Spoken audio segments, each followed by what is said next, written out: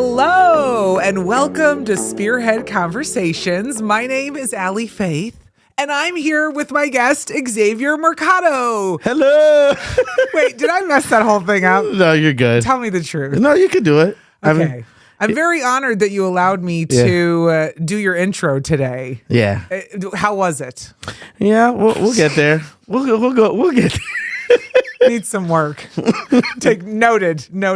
Welcome to Spearhead Conversations. Yes, How are indeed. you today? I'm doing good, Allie. I just want to say before we jump into this, thank you for coming out and interviewing me. You asked me to interview you, and you said, "Do you want to be the first person to interview me?" And I'm like, yeah. Yeah. Say more. I'm in. Let's go. Definitely. So this is exciting. You are normally the one doing the interviews. Yes, indeed. So I'm curious how you think it feels to be on the other side. It does feel weird because Is it's normally, like with every guest that comes on, it's having to study them. It's having to do my background on them. But this one, I'm on the other side of the board. I'm where the guest usually sits. And then there is no notebook in front of me because I have a notebook with me all the time. You just have to answer whatever I say. And then I got to answer what you say. Yeah, so it feels weird. Well, I've been in both seats. I've been on the side. I've been a host, and you've interviewed me. Yes. So thank you for asking me to interview you today. Okay, so let's start at the top. Yeah. Okay. Xavier, where were you born? I was born in the South Bronx, New York. 6 months. I was there for 6 months, and then we moved to Milwaukee. Yeah. Why did your family move to Milwaukee? My abuela moved over here, and then my mother followed her. Okay. And then my abuela moved back, and then we just did. You moved for someone who left. Yeah. And you were here the whole time. So you moved to Milwaukee. You grew up on the South Side? So from 6 months all the way till probably like 7 years old, we were on the South Side. What was that like? Some of my best core memories, I can remember that far back. Friendships that I still have till this day. It was good times, man. That's back. Ghosts in the Graveyard, the big wheels, just outside till the light the light comes on, and then you got to get in.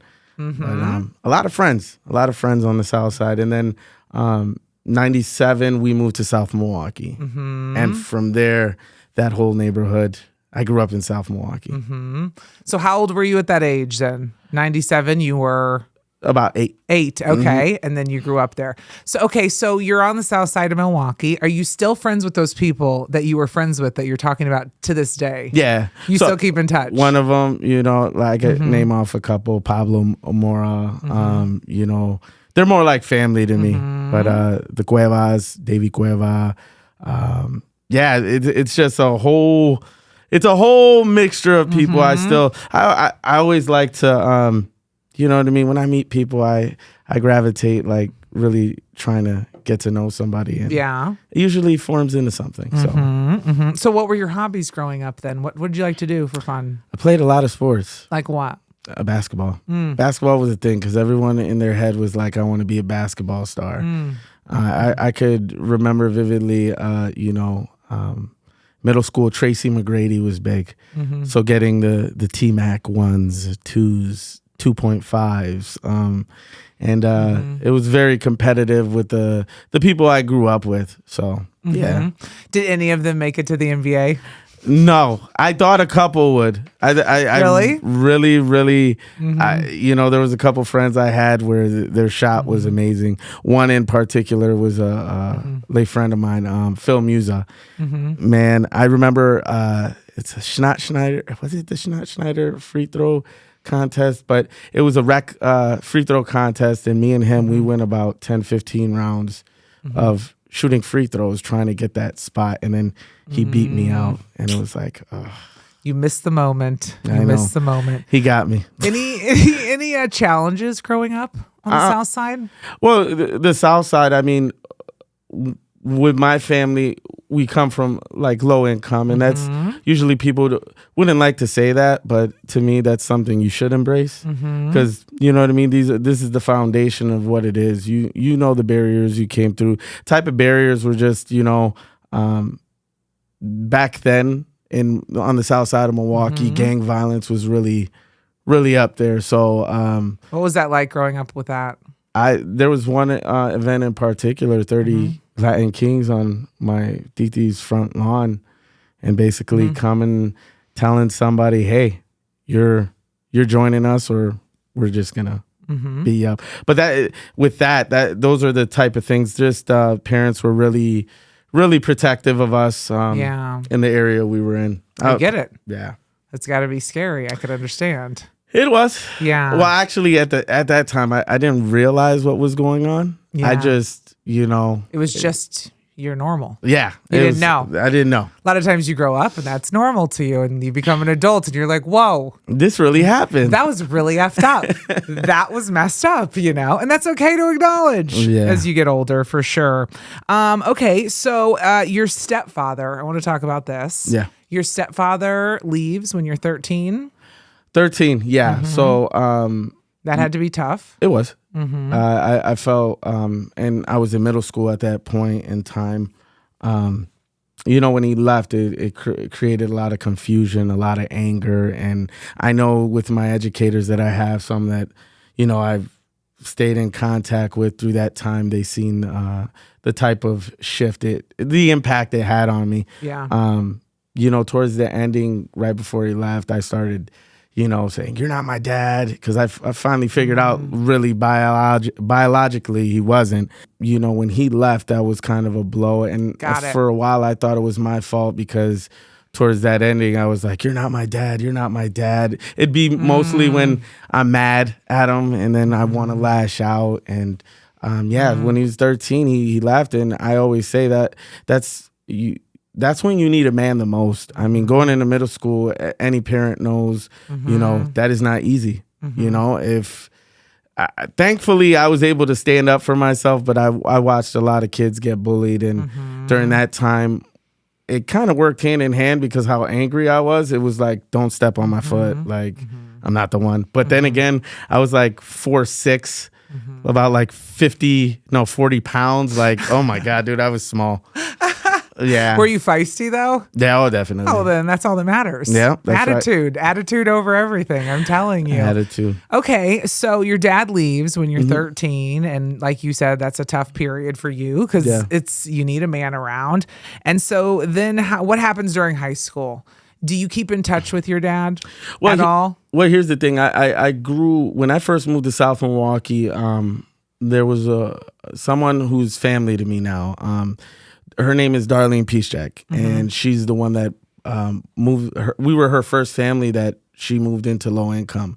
So without even knowing, like, I created this bond with this family. And Robert Piszczek, me and him now, we have this father-son type of relationship. So when Jamie left, it was more in denial of admitting who he was in my life. But I am very lucky that I had someone like him because he really bridged that gap. And it wasn't until later on in life where I realized, like, dude, you know what I mean? You've been there, you've seen all the stages. But during high school, man, it was fortunate. Us moving to South Milwaukee, my mom, I think that was the best decision she ever made. Because growing up in South Milwaukee, you have, I still have friends, 25 years plus, and it created a foundation.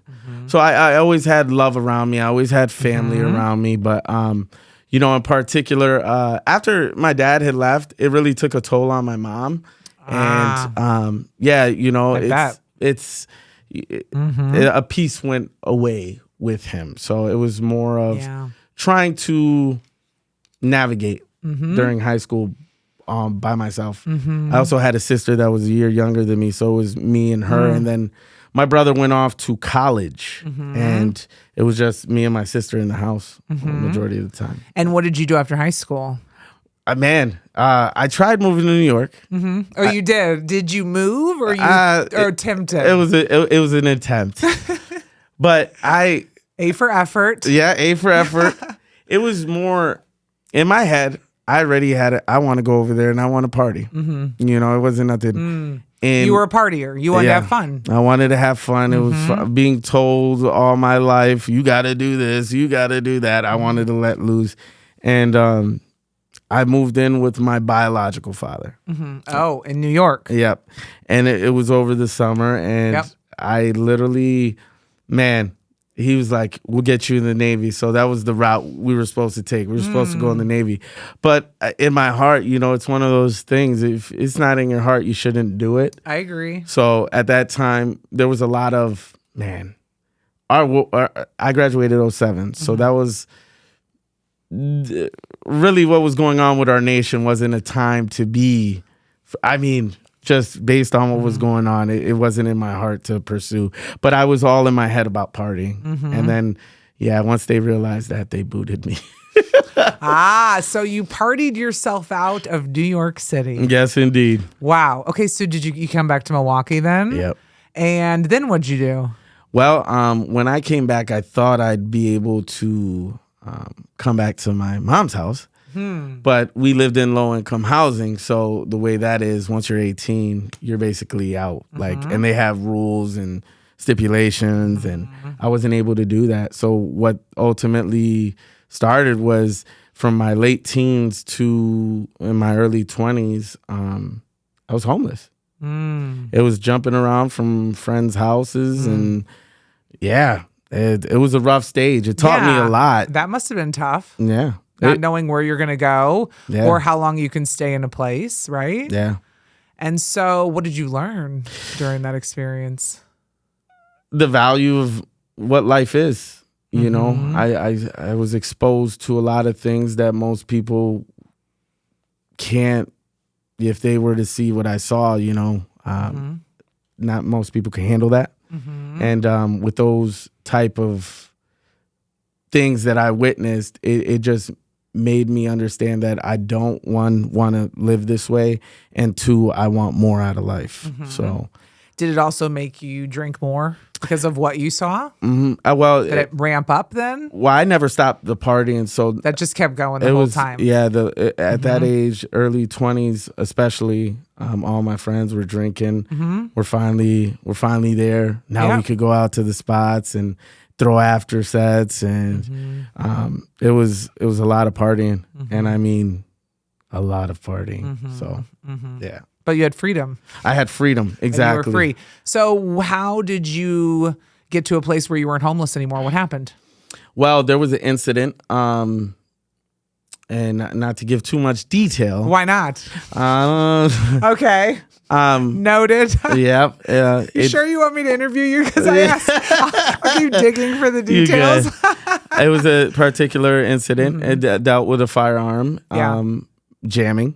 And, you know, after that, it was kind of, I reached out to a family member, someone I hold dear to my heart. She's no longer with us. But I told her what had happened. And I told her, she was my titi. And I was like, I need to get out of this. I need to get away from this, and it's just basically, this isn't the lifestyle I want to live. So with that, I moved in with my titi, and you know, that was the beginning of getting my life together. So you get sober at 32. 32 is when I did it, but when I moved in with my titi, I was going to say, what happened between then and 32? Well, it was just partying. And were you working? Yeah. Oh, definitely. What were you doing for work? So for like my early 20s, I was doing mainly restaurants, serving, host. Yep. They name it, from the front of the house, back of the house.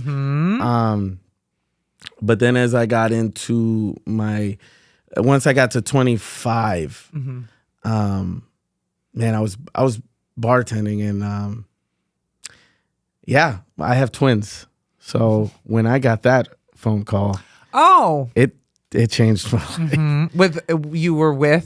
That was with your wife now? You have twins? Yes, it was from a previous relationship. I got it. Okay, so you're how old? 25 at the time. And you get a call that somebody's pregnant with your child. I had my own bachelor crib. Okay. Doing my thing. Got it. Finally gotten on my feet. I moved out of my titi's house. And I hooked up with the mother of my twins, and we were together for about a year. In a relationship. Yep. And then we broke up.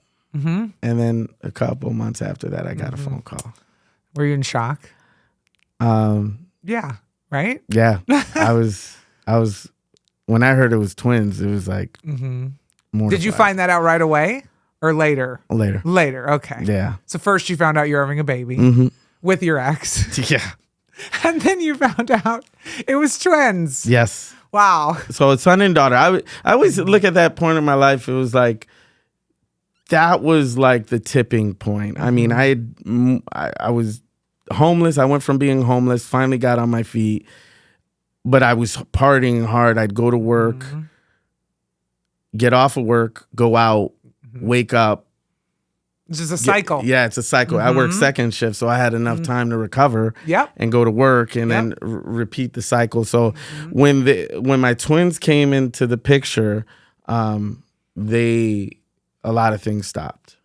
Yeah. Because you have responsibilities now, right? Yes. It's not just you you've got to take care of anymore. It's you and them. Well, yeah. And it goes back to my stepfather leaving, you know,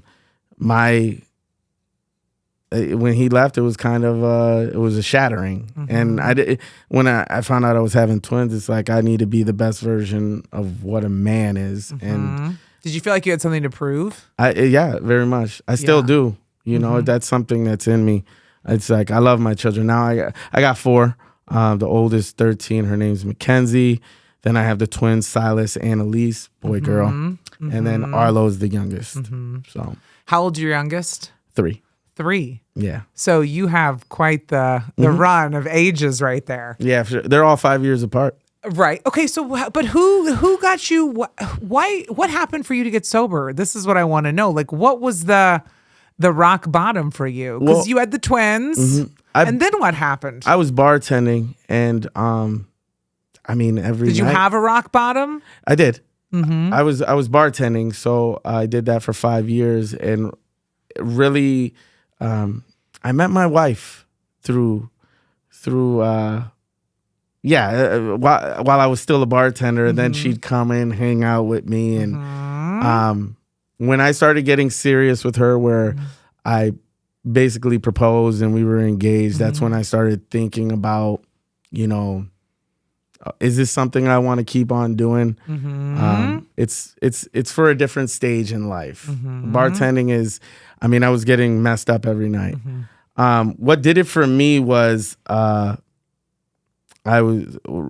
ended up getting married, and then a year after that, 2 years after that, I went to meet up with a friend, and I go to the bar. I'd been bartending for years, and I go in there, and my friend stood for a little while, but then he left, and I stood behind. And by this time, my son was already born, my youngest, and I looked around the bar. And there was literally nobody I knew in there, and not even the bartender. Wow. So I started looking around, and I started asking myself, like, what am I doing? What, like, there's a newborn in the crib. There's my wife's in bed. Like, literally, what am I doing? You're at a bar with a baby. Yeah. What am I doing? I'm spending money I'm not supposed to be spending. Yeah. So, yeah, man, it was that moment, and I realized, and you know, I wasn't in the best place in my marriage with my wife, so it was one of those things where I had to pick up and just be a man. But the thing was, it was only supposed to be for a month. What was only supposed to be? You were gonna stop drinking for a month. Was it just drinking? Yep, just drinking. So you were gonna stop drinking. Okay. And then I quit for a month, and I got to the end of the month, and it was kind of like, let me push 2. Did you feel good? What? How did you? Was it how you felt? Yeah, it was. Yeah, because I created new habits. The minute I quit drinking, I started reading a lot of self-help books. Yeah. That year, I read 13 books, and they all had to do with financial literacy and self-help.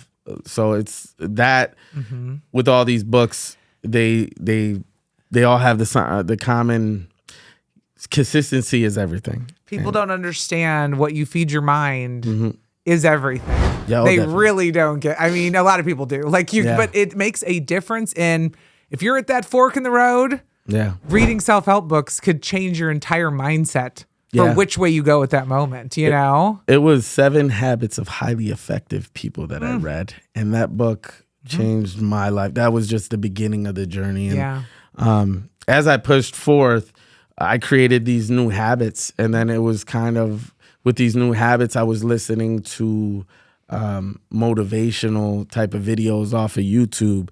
A lot of Joe Rogan, Jordan Peterson, Les Brown. You were getting inspired. Oh, I definitely was. Yep. Yeah. Okay, so what were some of the key factors that motivated you to embark on the journey of healing and personal growth? We talked about, you reading those books. Yeah. Were there other things? It's the What helped you heal? What was your stuff?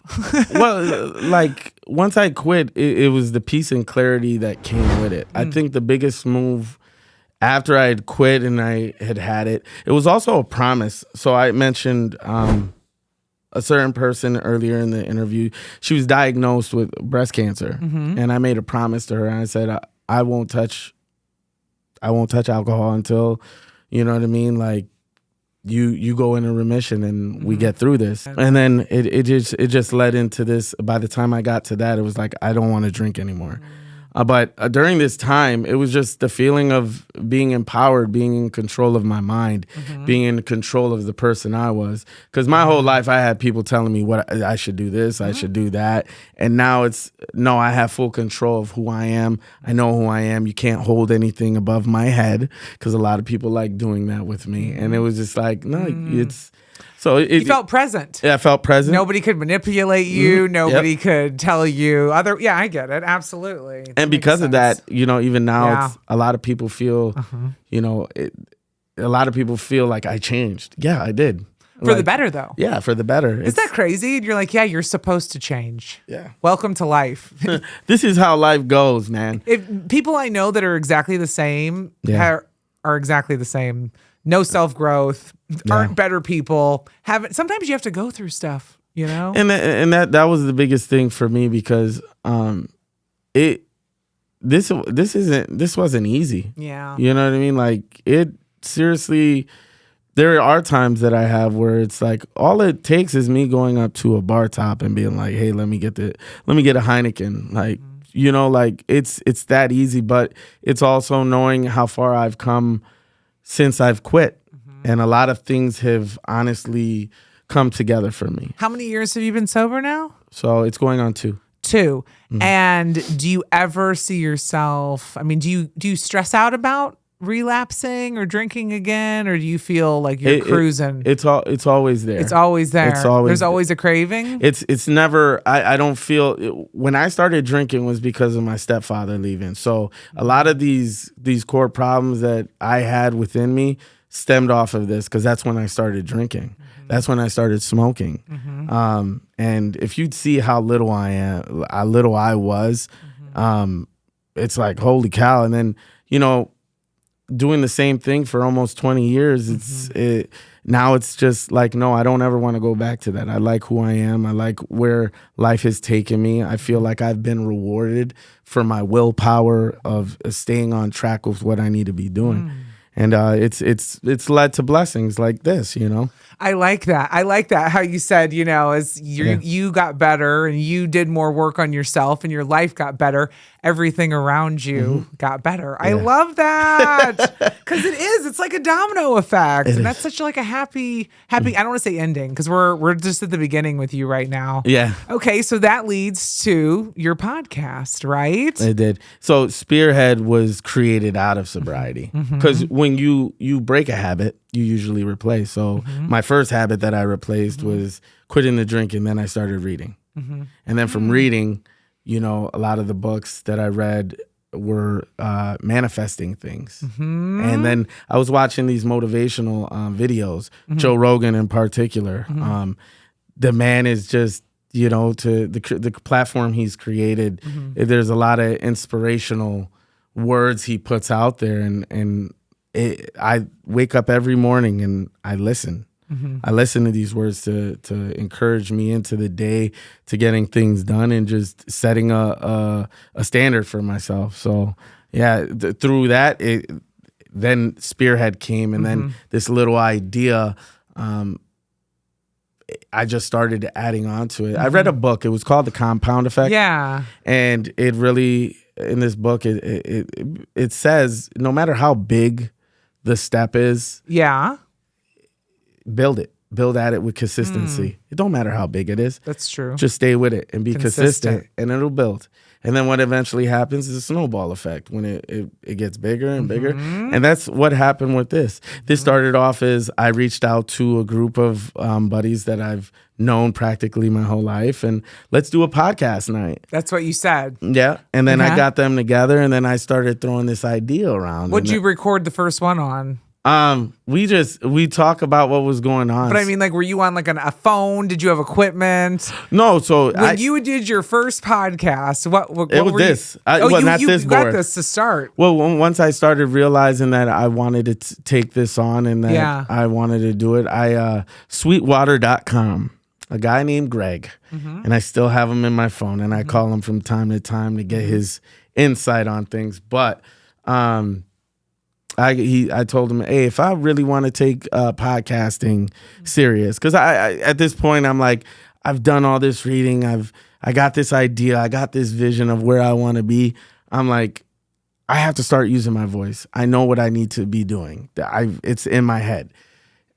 What's the vision? What's the end vision? Like, where is it? It was basically getting to this point. Like the vision was getting a show, creating a show. Where, it's interview. It's a type of, And you put it into, you made it happen, essentially. Yeah. You put all the pieces in. So, I got on this website. That's amazing, though. Yeah. You're like, because I'm like, what was the end goal? You're like, well, this is it. I'm like, well, this is amazing, man. Yeah. This is good. So, Greg, he put me onto all the equipment I needed, and I did that. And then after I had a previous board, I've upgraded my equipment, but now that board is being rented through the website I created.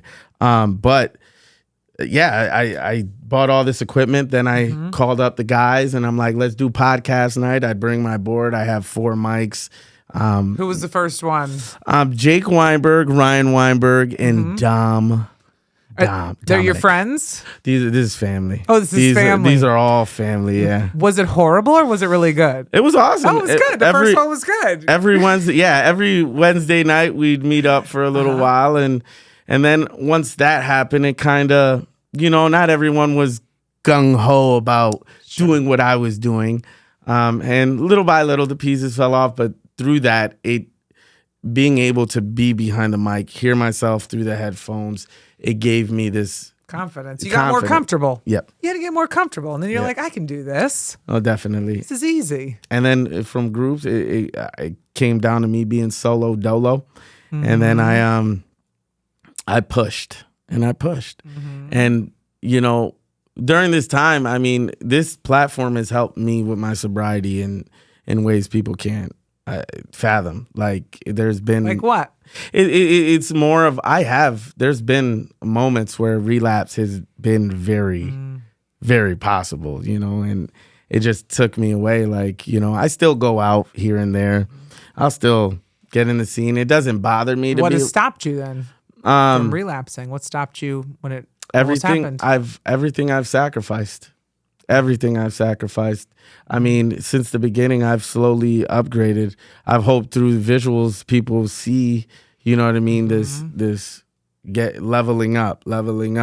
And, I had an educator, her name's Miss Rosado. And this advice she gave me my senior year, she's like, the best investment is in yourself. Don't ever feel afraid to invest. So when this started beginning to form into something where I felt like this was possible. I went with that thought process. It's possible. Let's do this. And so, What's your advice, though, for someone who is trying to get rid of a bad habit? Because you said, well, I stopped drinking and I started reading. And I get it. You replace one habit with another. Sometimes a bad one gets replaced with a bad one. What made you replace it with a good one? You put that energy into a good place. A lot of people just put it into another bad one, It's finding your why. What are you doing this for? Like me, particular. All right, we had a pandemic. All right. So what I do is I basically interview people about their success, their journey and success. These are all different forms of success. So with our children that were impacted by the pandemic, now, you know what I mean? They've been lost for a couple years. Last year was the first regular year. And now it's they have a place where they could come and they could see all these stories. And it don't matter, you know, through this platform, it doesn't matter where you come from. It's where you're going. True. And honestly, to create this type of, you know what I mean? That's my why. It's for my kids. It's for the kids within my city. It's for my community. It's building everything, and it's bringing strength and unity and just the people like you that have come on, Kenny Perez, Promise, you know, DZ, you know, and it's these people that, you know, they have platforms and then they join this mission, and then it's you got to find your why is my point, and my why has always been my family. How do you pick your guests? It's really I talk through it with my team, but I also you know, what are you doing as far as within the community? Are like what your platform? When I began, it wasn't all the bigger guests, you know what I mean, on the platform. It was underdogs. I've always felt I was an underdog. So when I first began this, it was for underdogs, and I still put underdogs on the platform because I really feel, you know what I mean, this is a platform you'll benefit from. Absolutely. If you use the interviews that I do, and you can use it in example. I interviewed a guy, King Miles. He's a rapper. He represents Milwaukee very proudly, but he would take clips of our interview and then go out and do everyday things, and then the audio in the background and be creative with it. These interviews can be used as stepping stones to push, whether you do a type of, you're trying to get a job. Oh, you want to know about me? Here, I did this interview. You know, it's these interviews can be used as stepping stones. So a lot of the thing, I take pride in the people I bring on, and it's also to be somewhat of a ally in their journey, and really just you know, help them get to where they're going. So who do you want to interview that you either haven't gotten a hold of yet or won't answer you? I'd love to help. I think everyone would, their first answer would be Giannis, but I feel like with that, Giannis, hello. Yeah. Giannis, hello. But with that, it's more, I focus on, I just want to bring on the right guests, because there have been guests that should have been on, and I've made that decision at, you know, sometimes last minute. It's like, nah, we're not going to do it. It doesn't feel right. It doesn't feel right. And, you know, ego is the enemy. A lot of ego, yeah. There's a lot of ego, and especially with what I'm doing, it's entertainment. So it's a lot of people. 100%. I get it. You're doing successful. You're doing your thing, but you know, this platform, it focuses on your journey, and it focuses on who you are. I don't get goo gaga over the whole what you're doing. I want you to come on here and tell your story. And, you know, outside of that, if there is no chasing. Yeah. So it's like there's no chasing. If they don't answer, except Giannis. Come on. Giannis. Come on. No, but I actually met the Thanasis. And I talked to him for a little while. I asked him about his podcast. I went to an Anthony Pettis. Harry Glenberg is someone I interviewed, and he's family to me. So he had the VIPs that come with me. And Thanasis ended up showing up, and I'm sitting next to Thanasis, asking him questions. Cool guy. What'd you ask him? Man, it was just podcast. I'm like, hey, you know what I mean? yeah, this is what I do. This is my podcast. Let's link up. And what did he say? Well, it's more of that, he probably gets this all the time. So what did he say? It didn't really lead nowhere. He kind of blew you off. He didn't blow me off because he did ask Harry at the end. He's like, what's the name of his podcast? And it was more, I have his jersey. Yeah, there you go. I don't have to wear it anymore. But if he doesn't want to come on your podcast, he probably would. Yeah. It's just going to take a little bit of pressuring. Yes, indeed. By the local media. Get on it, guys. Get on it. We're working on this one for sure. But yeah, it's been awesome. The networking that I've done, the relationships I've created through this, it's to push Milwaukee forward. I'm sick of the stereotypes. Don't talk about my city. Like, this is my home. So it's like, I'm trying to push our home in the best light possible. What guest surprised you who was like better than you thought? You kind of went in, you're like, this will be okay. And you're like, wow, they were a really good interviewer. That was a lot of fun. Man, surprised you. So 52 guests already. It's been a whole year. That's a lot. 52. DJ Cell. Why? It's just, I've watched his evolution, and it just this was the first year he's at Summerfest, and I know it'll continue. But to get to know him, and I've known him for so long in a personal light. We see each other here or there, but his story is awesome. His story, he's stuck with it. It's consistency, and at the end of the day, it's like, hell yeah. Yeah. Isn't it cool watching people that or that have come up with you hit that big mark? Oh yeah. Oh my gosh, I'm DJing at Summerfest. Yeah. Or oh my gosh, I'm interviewing Giannis, which is going to happen. I feel like. Yes. We're going to manifest it. We're going to manifest. You know what I mean? Isn't that cool to watch your peers to actually be happy for them? Isn't that a great place to be in? It is, because I feel like a lot of people are the opposite. Are the opposite of that. They really aren't. It's nice to be in that space, right? The biggest thing I've learned, and the biggest move I ever made after sobriety, after starting this, the biggest move I made was moving away. Moving away, not telling anyone, just moving away. Where'd you move to? I can't say all that on the... Okay, fine. But I moved far enough so I could focus on me, so I could focus on my family. And through that, you are who you surround yourself with. That is very powerful, and who I've surrounded myself with are like-minded people and people that want something out of life. I used to be a person that talked a lot. Talk, all ideas. I pitched ideas to friends. They didn't, they didn't believe in it, and I didn't bring no type of action. So that's why they didn't believe in it. They didn't believe in it. Now, the same friends, now they see what I'm doing. Now they're like, now they want to be in. But at the same time, I did speak a lot, and there was no action behind my words. So when I moved, and then I started surrounding myself with like-minded people that want more out of life, that's when my life changed. Yeah, environment is everything. Yeah. We may have talked about this even. Yeah, we did. You interviewed me. I mean, it changes everything. So how long did you move away for? Well, I'm currently where I'm You're saying you moved to where you are now? Is that what you mean? Mm-hmm. Oh, I thought you were saying you moved away. I'm like, damn, he wasn't playing, everybody. I live. So you moved to where you are now. Yeah. And then everything changed. Yeah. And now you're happy. And now I'm happy. Well, that makes sense why you wouldn't want to share your address. I mean, come on, sure. You don't want to give that out on. You don't want to tell everybody. I got a family. I got a yard. That's all I need. You like the simple stuff now?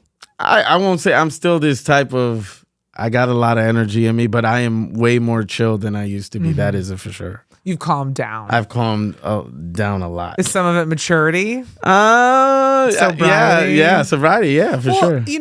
Being on drinking alcohol daily or doing drugs, that stops a lot of your emotional development, right? So you could, if you're drinking through your 30s, some people become 40 and they're still 21 emotionally. So it's crazy because even when I do go out, people are like, you haven't changed. Not that I'm obviously I'm not drinking, but they're more on the your energy is still up there. You can still hang. The thing that gets me is when I do go out and I do hang out, I'm in a lot earlier because by the time you get around 10, 11 o'clock. That's when they want to hang on your neck. I love you. I love what you're doing. I get this all the time. You're doing great. I'm so proud of you. Kiss on the cheek, women and men. That's fantastic. But when you're at the point now where you're the sober one, and it's very evident you're the only sober one, that's when you know it's time to go home. Bounce. Yeah. Well, I mean, at least you can be in that atmosphere, you know, in that environment and be okay for a while. That's good stuff. Okay, let's talk about what values did you instill in your kids while nurturing their dreams and aspirations? Do they have the same dreams as you? What do they want to do? You know, I did when I first began the journey of sobriety, I did a vision board. So it's a vision board is just putting things that you can envision and manifest, and quotes that they can use in their everyday to give them encouragement to start their day off. And I did that for a couple months, and I had this whiteboard.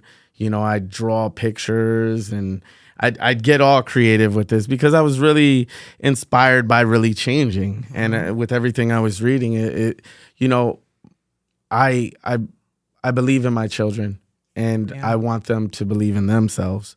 So, you know, I'm not sure if my kids actually watch any of these or listen to anything, but there will come a time where they'll be curious and they'll pop open one of these, and you know, I hope for them, you know what I mean? It's believing in themselves, because we live in a society that everyone wants you to follow the trend. Everyone wants you to be like the next person.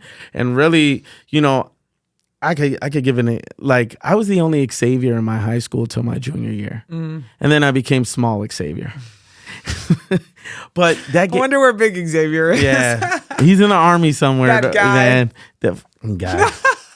Rivera, damn it. No, but that's funny. He you know, I was able to create this me. I was able to create, I had a foundation and create who I was. You know, when I named my boys, a lot of went into, I want them to look up to me as a man, but one day I want them to be their own men. You know what I mean? So Silas, at the time it was like no one had that name. Now it's kind of like everyone done jumped on it. And then Arlo, you know, these are like unique names. But what I've tried to instill into my kids is just believe in yourself, and don't let any naysayers, you know, interfere with that. I love you. Your mom loves you. I have a great co-parenting relationship with the mother of my twins, so there's a unity there that, you know, you try to teach, and with my family and just all around, it's believing yourself. Yeah, absolutely. So if they come to you and say, "Okay, I want to do a podcast," you're just gonna be like, "All right, let's go." You'll help them get it going. You got it. You'll be the first guest. Yeah, I'll be their first. What guest, if you're not? Then will you be offended? Did I fail? If they want to use your equipment and call somebody else? They call somebody else way cooler than me. What if your kid gets Giannis on his podcast? Would you die? I'd kick him out the damn house. I'd be like, goodbye. I better stop before I manifest the wrong mission today. We are not doing that. Silas, you better not do that to me. I think it's interesting, though, how you said that you gave them names that were different. Like, you want them to be different. Yes. You want them to be not in the norm of what everybody's doing. Be yourself. Stick out. That's kind of cool. It's the way, man. I mean, do you ever worry about them getting made fun of for being different or themselves? Did that ever occur to you? Because parents think about these things, you know? I think every parent, once your kid gets to middle school, it's kind of like you're worried the most. Yeah. I remember in middle school, someone tried me the first day, and you know what I did? I got in the kid's face. And then thankfully, a friend of mine, Skylar Johnson, backed me up, which he was way taller than me, but he backed me up, and it was kind of, South Milwaukee has a couple different elementary schools, and then the middle school, they all sink into one. So me and my buddy, we represent Lakeview. And yeah, so look out. But yeah, I think when it gets to middle school, my oldest, in the beginning of 6th grade, she did deal with some bullies, and it was a moment where, you know, really having those words with her, and around that time I was doing those vision boards, and I'd text her messages and of empowerment, of you know what I mean? Just positivity. Yep. Mm-hmm. Yeah. So it's try to keep her chin up. Yeah, I think yeah, of course. I mean, you want your kids to stand out, but I mean, you don't want your kids to stand out in the way that other kids see it as being vulnerable. And I feel like, you know what I mean, there's a lot of kids that are different. I mean, I talk about school I've talking about my education throughout my podcast, and I wasn't one for tests. I wasn't. It was more on this side of doing stuff like this, using my personality where I really strided. You know? You needed like a creative atmosphere. Yeah. It's like some of these STEM schools where they're up there. It's different. They don't sit at desks all day. And I'm like, now we're vibing, man. This is what I'm talking about. A lot of kids are boxed in, and that's just not who they are. And you know, like if there's one thing I can say, you know, just be you, be yourself. And you'll come to find out, if I could tell any kid, just be yourself. Like in the long run, it's going to work. It's going to work because people are going to be gravitated towards it. Why do you think, I know I had a big personality because I was always overweight as a kid. Yeah. So I always made up for it. That was the personality. Why did you have a big personality? Like, where did that come from? That comes from somewhere. I have this. Something made you this outgoing. Well, I dealt early on, okay. I've just always had being center stage. That's the only way I could put this. Like since I was a kid, for my family parties. You like being the center of attention. Center of attention. And you got a lot of attention. They thought you were funny or what? I used to imitate Jim Carrey all the time with my family when I go visit them in New York. When my abuela was here, at parties, stop the whole party to go dance with her, have the whole room look at you. And you fed off of that energy. That made you want to make them laugh more. Yeah. But, or happy. I've always been captivated by being in front of large crowds and being able to hold the composure to get across what I'm doing at that time. So it's that for me, you know what I mean? It turned into this. One of the most things I love about the platform I got, it isn't about me. And I've always wanted it to be about me. So it's like... that's interesting. I get what you're saying. So was that a mind F for you? It is. Honestly? Yeah, it really is. But, not tonight, though. Not tonight. Tonight's about you. Woo! Finally, he's had his moment on his own show. Somebody had to do it. You guys ain't calling me. No, I'm just kidding. Finally. No, really, though. Yeah.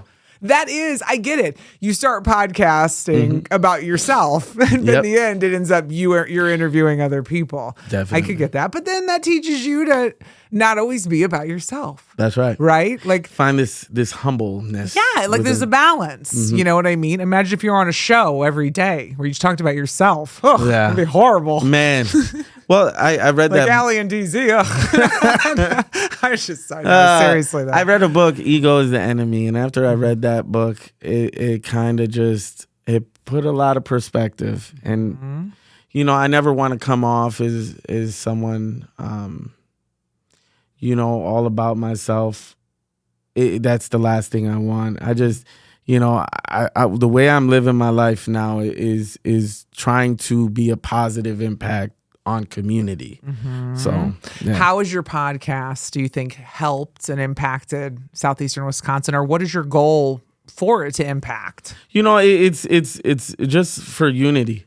I said this in the interview I had with you, but when the Bucks went to the championship, that was so much more. And when they won the title, it meant something entirely different. Yes, they won a trophy, but for the city to be formed down by the Deer District, to be all together like that, to have all eyes on us nationwide and see the energy, that They definitely made us feel like we were a part of it. Yeah, so that for me, when I seen that, it was an inspiration into, I want my city to be like that. I want when I bring someone on this platform, understand I put a lot of care into each guest. I want the best representation. We redid your interview as a part of a rebrand because, you know what I mean? I felt at the time the visual didn't look up to par, and it didn't look good. So it wasn't anything I was going to put out. I really take pride in quality, and with each guest, you know, I want them to understand you're trusting me with your story. So I want you to understand I'm taking it to the highest peaks to represent you in the best way. So, you know, for me, I want to represent my community. I want to represent this Southeast Wisconsin, Milwaukee. It's a beautiful place. There's a lot of culture in it. It's a melting pot. Not like the Big Apple, but it's definitely, it's something to be proud of. And I feel like we're you know, this little blimp, but we have so much life to us. So I want to bring, I said it throughout this interview, it's community. And that's what I hope to just impact. I hope to impact people. I've had people come up to me and tell me, you know what I mean, these interviews I'm doing, it's pushed me to go back to school and pursue something I really love. I was in this job, you know what I mean? Now I'm going back. So now you're inspiring people. Yeah. How does that make you feel? It makes me feel good. It makes me, you know, my biggest fear with my children was like, would I ever be somebody they could look up to? And for years, even after my twins were born, you know what I mean? Even after I got married, I was in fear that I wasn't doing enough with myself. I wasn't being the full version of who I am. And you know what I mean? That was, if there's one fear I had that basically haunted me, it's that I'm not the best, like something for them to look up to. Now I'm not to be cocky about it, but I am that. I am that. Say it. And it's something, you know what I mean? God forbid anything happens to me. This is the testament to what I've done. And, you know, people can use this. People can go off years beyond, come back to these interviews. And when they need some type of motivation, you can see the stories, man. You can listen to these stories, whether audio or visual. You know what I just basically heard you say was you feel like you have finally lived up to your potential. Yes. And you have finally done something of significance that you're really, really proud of. Yes. And if anything ever happened to you, you did something, right? Yes. That was supposed to be, and you did it. That's cool. That's really cool. It's been an amazing journey with this. I mean, it's all independent. I mean, I have a team for sure. You know what I mean? Love my team. But, you know, this started off as an idea, and all the investment of it, this has all been with the backing of the queen, you know what I mean? With the backing of the queen. But, you know, it's been, it's independent. It's like I've done all of this. You did it. You know? You did it. I got the pieces together. Thank goodness, you know what I mean? They believe in the mission. And that's another thing, man. It's to have people believe in me so much that they want to participate in it with nothing in return. Just they want to push the same stories and values that are coming across through these interviews. It's a empowering feeling. Absolutely. So then where do you see yourself in 5 years? Where are you going to be with Spearhead Conversations? The next thing for me is to get an actual space. I feel like once I get an actual space, you feel like you need a studio? Yeah. Okay. Once I create that studio, okay, then there'll be the ideas I have, because there's more to this that I want to do with this platform, where it's little entities that stem off of Spearhead. When I did the rebrand, because Aaron Biebert, he was like, you should do a rebrand, and did the logo, and he works on Show Me Milwaukee, right? Show Me Milwaukee. That's one of his shows. And he literally, man, that guy was a blessing. He let me see where I could take my visuals, and where I could go through his interview. But my next, focusing on getting a studio so I can create something to stem off that, because now it's only called Spearhead. So it's things like Spearhead Conclave. It's things like, you have Spearhead conversation. Those are the one-on-ones. And then Conclave is more of the open table talk. So Spearhead's the brand. Spearhead is the brand. And then you have the spinoffs. Yes. I got you. So it's creating something like that. I did drop a website, spearheadmke.com. Congratulations. Thank you. And now it's stepping into the light of doing, through my team, doing visual work for corporate companies, people who want to work with us. That's cool. I've really taken pride in the equipment I have. It's legit. It's I told legit. you this. Yeah. We had you on. You came on Kiss FM, and you came on the morning show with me and DZ, and I was like, his stuff is legit. And I remember my coworker DJ GA walking in the Kiss FM studio and going, "Oh, damn. You got a lot of equipment." I was like, "Hello." That's when he changed his mind. That's when he changed his mind and decided to come on your show. Yeah. If he didn't, I would have, I would have gone after him. But no, I'm glad that you got to talk to him for sure. It's now that I have this quality, I want this to shine through other people. I have a meeting upcoming Monday where it's finally taken off through. Through the website, renting out equipment. Consultations for visual type of video production, and just applications if people want to sign up and be on the show. That's the goal. You want people to apply to be on.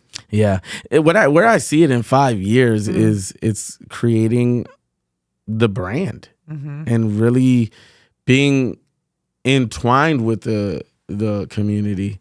I mean, who knows? One day Spearfest can come to life. Ooh, look at you! You're a dreamer. Yeah, I love it. It's manifesting, and it's. Do you find being a dreamer that sometimes people think you're out of your mind and they don't take you seriously, and sometimes you are. You're a little too far, but that's what makes you actually meet in the middle and make things happen. Right? Joe Rogan said this: finding comfort in discomfort. Yeah, that's and this really stuck with me because this whole ride has been scary. And anyone who starts up a business knows in the beginning, you do not make anything. I don't get paid for any of this. Nope. So it's scary for me. It's also scary for my wife. She's like, is it going to go somewhere? It's those questions. But my belief within what I'm doing, I've seen everything I've manifested and envisioned has come to life. So with that, that just tells me to keep pushing, keep pushing. But, in 5 years, man, you want to have a studio. Okay. And then I just want to branch and network to, if I can make something work alongside 103.7, if I can, Summerfest, work something out with Summerfest where we can collaborate on, it's these type of things. It's reaching out to local news stations and seeing if we can, you did Bucks Ambassadors. So, Yep. I'd feel honored, but it's those type of things where it's really embedded in the community. It's been a journey, and it's had its ups and downs, man. It's for me, it's just to persevere and really push through. Yeah. It's been awesome. You want to be a Bucks ambassador? Man, the Bucks. We're putting the call out. Hooty hoo. But no, I love my Bucks. I was fortunate enough to go to Game 3 of the finals. Me and my wife. She got me standing room only tickets, and she surprised me. And then we went, and we were on first level, half court, and I made friends with the usher lady, and she was so sweet. But of course you did, because you make friends with everybody like I do. Yep, I know. So she was all inclusive. I made her feel a part of our standing room only crowd, and at the halftime, I left to go to the bathroom. At that time, I was still drinking, so I went to go get my beer. When I get my beer, at least you're being honest. Yep. Go on. When I came back, she let us sit down in seats, and that right there for me was like, hell yeah. Yeah. Game 3 of the finals, first time in 50 years. Blah. It's amazing. Being here. Well, I still think you're gonna get Giannis. I honestly, I believe it, and I also know that it's patience. Would it be right to say patience is a virtue? No, that makes sense. Yeah, for sure. Because if you get too impatient, you get antsy, and then just chill. Yeah, it'll happen. The name that's like the Mecca. You know what I mean? That's like okay.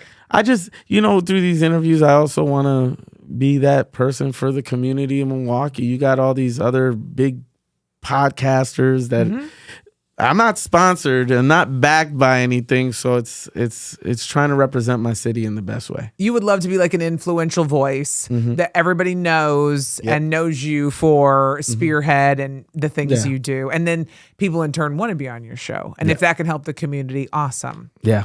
Awesome. Okay, so you asked me when you interviewed me what advice I would give to the youth of our city. So that question is for you now. Because, I mean, you grew up. You had quite a childhood, right? Yeah. What would your advice be? Believe in yourself, and also cancel out the outside noise. Because the outside noise is the poison. I let people dictate what I was going to do with my life for far too long.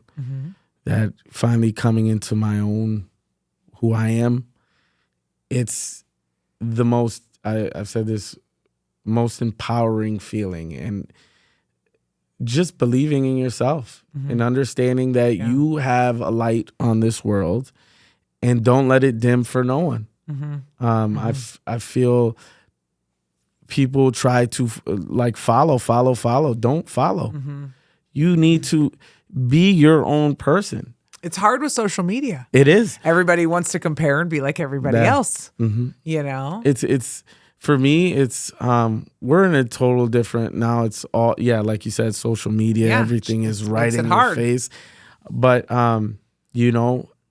challenge yourself.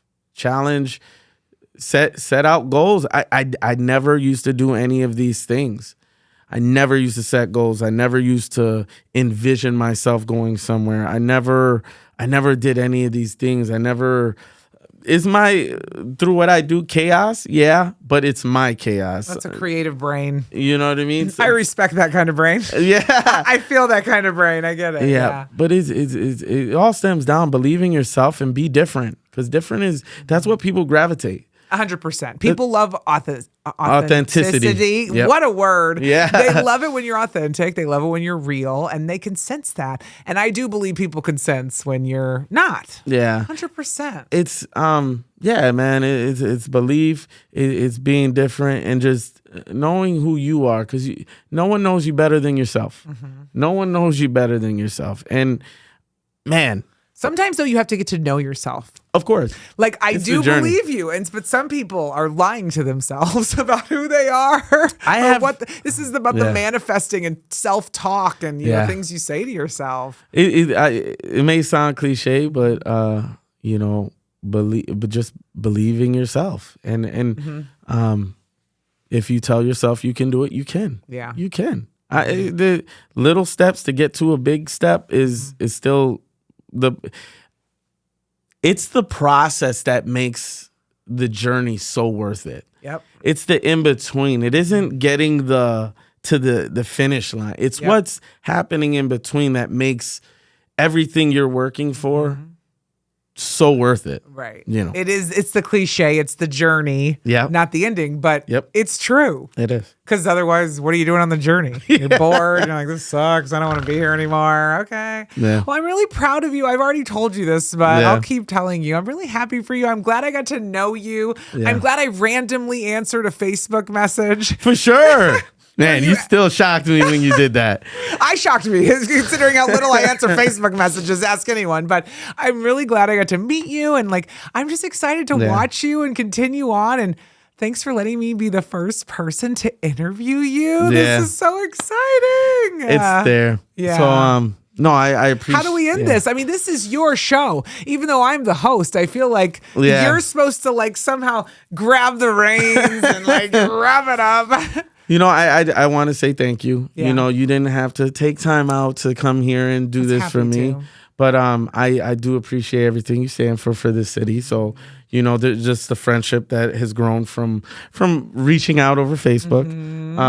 I love who you are. I love what you stand for. And thank you for doing this for me, because, 52 weeks, man, I'll say that over again, man. That to me is a milestone for me. I've been releasing every week for the past year, and to finally get to this milestone, man, it's been great. And having people like you that back the cause, the mission, it makes me feel, I got this. So 52 weeks of consistency. And I bet there were weeks where you wanted to quit. Oh, definitely. And you went, this is going nowhere. Yeah. And then there were weeks that were great and you were like, I'm on fire. Yeah. But no matter what, you kept going. Yeah. So props to you. Good for you for pushing through. Don't stop, please. Yeah. Okay. And then we can be players in Milwaukee together. For sure. It will happen. Right? Thank you. Right? Thank you so much. Of course. And you know what? So we can end this your way. Spearhead out. You could just point at the camera. Spearhead out, bitches.